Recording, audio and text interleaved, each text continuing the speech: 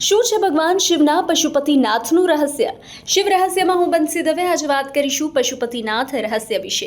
નેપાળની રાજધાની કાઠમાંડુમાં પશુપતિનાથનું વિશ્વ પ્રસિદ્ધ મંદિર છે, જેમાં શિવપુરાણના અનુસાર તે જ્યોતિર્લિંગના રૂપમાં દર્શાવવામાં આવ્યું છે। આ મંદિરના ગર્ભગૃહમાં 4 મુખી 6 ફૂટ ઊંચું વિશાળ અને અનોખું શિવલિંગ છે।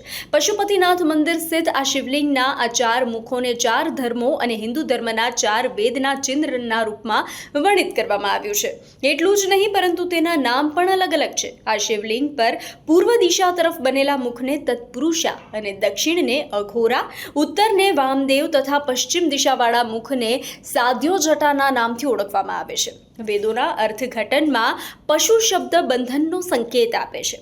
ભૌતિક જીવનનું બંધન જે ગતિશીલ ઉત્તેજનાના બ્રહ્મ અને સૃષ્ટિના સ્તરમાં ફસાયેલું છે અને પતિ ઉપરોક્ત ક્ષમતાઓથી પરે એક છે, તે ક્ષમતાઓનો પણ સ્વામી છે। જે રુદ્રનું મૂળ બ્રહ્મામાં છે, તેને દેવતા તરીકે પશુપતિ કહેવામાં આવે છે, પરંતુ તે ફક્ત તેના પૂરતું મર્યાદિત નથી, કારણ કે તે સર્વોચ્ચ આત્માનો પણ ઉલ્લેખ કરે છે, જેને પશુપતિ અથવા રુદ્ર અથવા શિવ કહેવામાં આવે છે। અને એટલે જ ઇન્દ્રિયો રૂપી પશુઓને જે નિયંત્રિત કરે છે તે છે પશુપતિનાથ।